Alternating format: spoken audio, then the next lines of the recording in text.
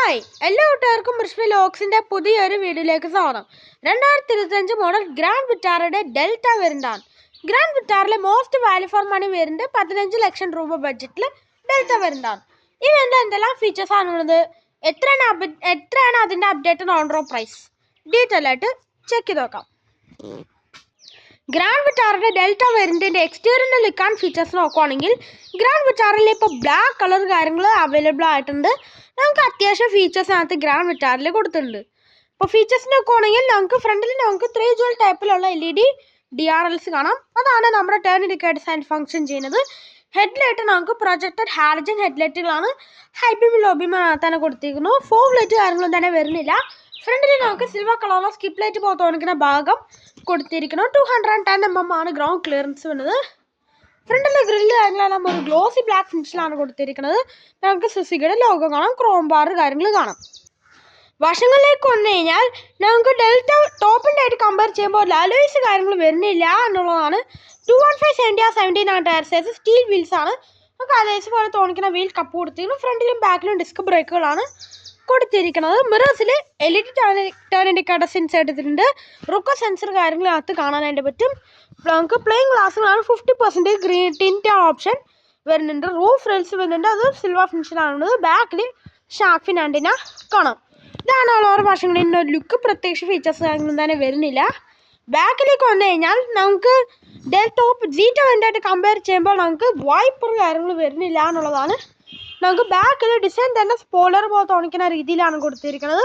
High mountain stop lamp കാണാം. ബാക്കിലെ glass നമ്മൾ ആദ്യം പറഞ്ഞ രീതിയിൽ ഡീഫോർവേഡ് ഗ്ലാസ് ആണ്, വൈപ്പർ വരുന്നില്ല. നമുക്ക് ഗ്രാൻഡ് വിറ്റാറിന് പറഞ്ഞൊരു ബാഡ്ജ് മാത്രമേ ഉള്ളൂ. വേരിയൻറ്റിൻ്റെ ബാഡ്ജ് ഒന്നും ഇതിനകത്ത് കൊടുത്തിട്ടില്ല. ടൈലൈറ്റിലേക്ക് വന്നു കഴിഞ്ഞാൽ കണക്റ്റ് ടൈലൈറ്റ് ആണ് കൊടുത്തിരിക്കുന്നത്. ഇതാണ് 3 ജുവൽ ടൈപ്പായിട്ട് സ്റ്റോപ്പ് ലൈറ്റായിട്ട് ഫംഗ്ഷൻ ചെയ്യുന്നത്. താഴെ ഇൻഡിക്കേറ്റേഴ്സ് ഇത് റിവേഴ്സിലായിട്ടാണ് കൊടുത്തിരിക്കുന്നത്. ബാക്കിൽ 4 പാർക്കിംഗ് സെൻസേഴ്സ് ആണ് കൊടുത്തിരിക്കുന്നത്. അതിൻ്റെ താഴെ നമുക്ക് റിവേഴ്സ് ക്യാമറയും കാണാം. ഇനി നമുക്ക് ബൂട്ട് ഓപ്പൺ ചെയ്യാം.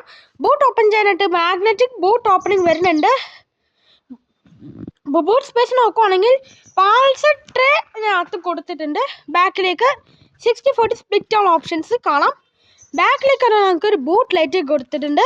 നമുക്ക് സ്പെയർ വീലൊന്നും അതിനകത്ത് വരുന്നില്ല. നമുക്ക് ബാറ്റ് കാര്യങ്ങളാണ് കൊടുത്തിരിക്കുന്നത്. ഇനി ഇൻറ്റീരിയറിലെ ഫീച്ചേഴ്സ് ഒന്ന് ചെക്ക് ചെയ്ത് നോക്കാം. നമ്മൾ ആദ്യം പറഞ്ഞ രീതിയിൽ റെക്കോ സെൻസർ കാര്യങ്ങളും തന്നെ വരുന്നില്ല. ഇൻറ്റീരിയറിലേക്ക് വന്നാൽ ഒരു ഡ്യുവൽ ടോൺ കളറിലാണ് ഇൻറ്റീരിയർ കൊടുത്തിരിക്കുന്നത്. ഡോർ പാഡിലേക്ക് വന്നു കഴിഞ്ഞാൽ ഒരു ഡ്യുവൽ ടോൺ കളർ ഇത് കൊടുത്തിരിക്കുന്നു. നമുക്ക് സോഫ്റ്റ് ടച്ച് കാര്യങ്ങൾ കാണാം. 4 പൗണ്ടർ കൺട്രോളും മിറർ കൺട്രോൾ ചെയ്യാൻ ഫോൾഡർ ഓപ്ഷൻ വരുന്നുണ്ട്. ഡോർ ഹാൻഡിൽസ് നമുക്ക് ക്രോം ഫിനിഷിലാണ്. താഴെ സ്പീക്കർ ബില്ലാണ്, ബോട്ടിൽ ഓർഡേഴ്സ് കൊടുത്തിരിക്കുന്നു. ഡ്രൈവർ സീറ്റിലേക്ക് വന്നു കഴിഞ്ഞാൽ നമുക്ക് മാനുവലി ഹൈറ്റ് അഡ്ജസ്റ്റബിൾ ഓപ്ഷൻസ് ആണ് കൊടുത്തിരിക്കുന്നത്. അത്യാവശ്യം കംഫർട്ട് ആയിട്ടുള്ള വലിയ സീറ്റുകളാണ്. ഇത് മാനുവൽ വേണ്ടി ആയതുകൊണ്ട് ഡെഡിക്കേറ്റഡ് ആയിട്ട് ഡെപ്പഡിൽ കാര്യങ്ങൾ കാണാം. ഫീൽഡ് ഓപ്പൺ ചെയ്യാനുള്ളതും ഹുഡ് ഓപ്പൺ ചെയ്യാനുള്ളതും. ഈ വശത്തേക്ക് വന്നാൽ നമുക്ക് push button start, headlight level adjustable options കാണാം. ഇനി അകത്ത് നിന്നുള്ള ഫീച്ചേഴ്സ് ഒന്ന് ചെക്ക് ചെയ്യാം. ഡെൽറ്റ വേരിയൻറ്റിൻ്റെ ഇൻറ്റീരിയർ ലുക്ക് ആൻഡ് ഫീച്ചേഴ്സ് നോക്കുവാണെങ്കിൽ ഒരു അത്യാവശ്യം ഫീച്ചേഴ്സിനകത്ത് മെയിനിൽ മാരുതി കൊടുത്തിട്ടുണ്ട്. ഇവിടേക്ക് വന്നു കഴിഞ്ഞാൽ നമുക്ക് ബ്രൗൺ ഫിനിഷ് കാര്യങ്ങളാണ് കൊടുത്തിരിക്കുന്നത്. പ്ലാസ്റ്റിക് ഫീലാണ് കൊടുക്കുന്നത്. പിന്നെ നമുക്ക് ടോപ്പിലേക്ക് മുമ്പിൽ സോഫ്റ്റ് ടച്ച് കാര്യങ്ങൾ കാണാം. മറ്റ് ഫീച്ചേഴ്സ് നോക്കുവാണെങ്കിൽ ഇപ്പോൾ സ്റ്റിയറിംഗ് വീലിലേക്ക് വന്നു കഴിഞ്ഞാൽ നമുക്ക് റൗണ്ട് സ്റ്റിയറിംഗ് വീലാണ്, ഫ്ലാ ബോട്ടം അല്ല. താഴെയുള്ള സിൽവർ ഫിനിഷ് കാര്യങ്ങൾ കൊടുത്തിരിക്കുന്നു. ലെതർ അബ്ഡുനല്ല, നോർമൽ സ്റ്റിയറിംഗ് വീലാണ് കൊടുത്തിരിക്കുന്നത്.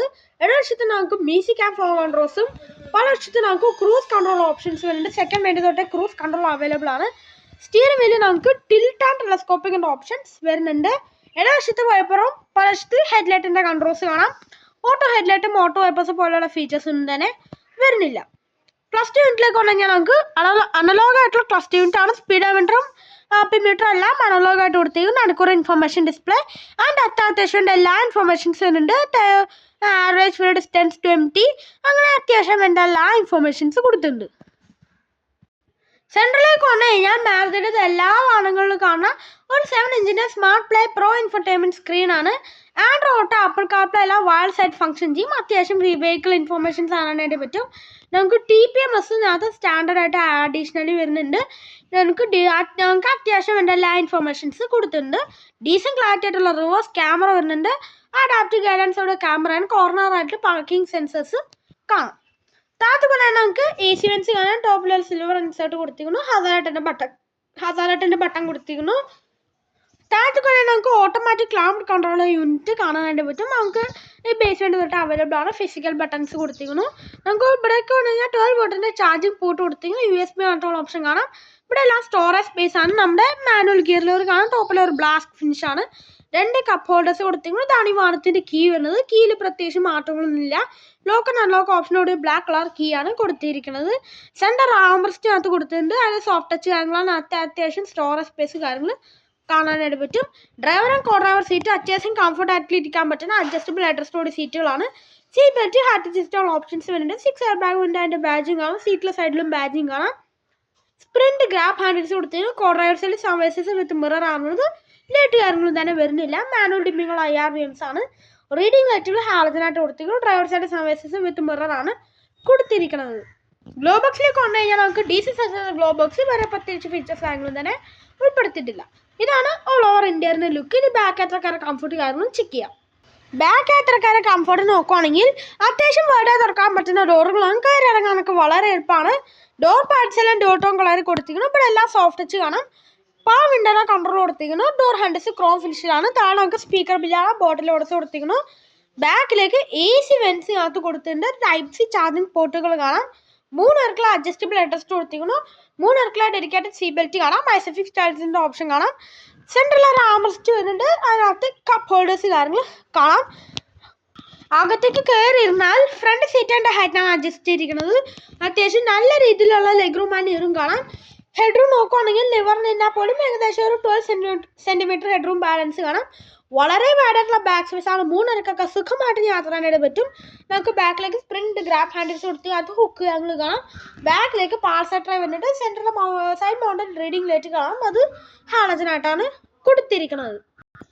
ഗ്രാൻഡ് വിറ്റാറിൻ്റെ സേഫ്റ്റി ഫീച്ചേഴ്സിലേക്ക് വന്നാൽ ഇപ്പോഴും ബേസ് വേണ്ടി തൊട്ട് നമുക്ക് 6 എയർ ബാഗ് സ്റ്റാൻഡായിട്ട് വരുന്നുണ്ട്. ABS EBD traction control hill hold TPMS seat belt adjustable options 4 വീലിലെ ഡിസ്ക് ബ്രേക്ക് അങ്ങനെ അത്യാവശ്യം എല്ലാ സേഫ്റ്റി ഫീച്ചേഴ്സിനകത്ത് മാരുതി കൊടുത്തിട്ടുണ്ട്.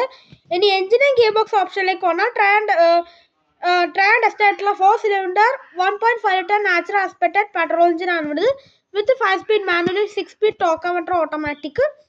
അപ്പോൾ ഇതാണ് ഇന്നത്തെ വീഡിയോയിൽ ഓൺ റോഡ് പ്രൈസിലേക്ക് വന്നു കഴിഞ്ഞാൽ ബേസ് വേരിയൻ്റായ സിഗ്മ ഡെൽറ്റ മാനുവൽ വേരിയൻറ്റിന് 15,18,000 രൂപയാണ് പ്രൈസ് വന്നിരുന്നത്. ഇപ്പോൾ 13 ലക്ഷം രൂപയ്ക്ക് ആ വാഹനം ഓൺ റോഡ് ഇറക്കാനായിട്ട് പറ്റും. അപ്പോൾ ഇതാണ് ഇന്നത്തെ വീഡിയോ എല്ലാവർക്കും ഇഷ്ടമാണ് വിചാരിക്കുന്നു. നമ്പർ ഡിസ്ക്രിപ്ഷനിൽ നമുക്ക് അവരെ കോൺടാക്ട് ചെയ്യാം. ഞാൻ അടുത്ത അപ്ഡേറ്റ് കാണുന്നവരെ നമുക്ക് പുതിയ വീഡിയോയിൽ കാണുന്നവർ ബൈ.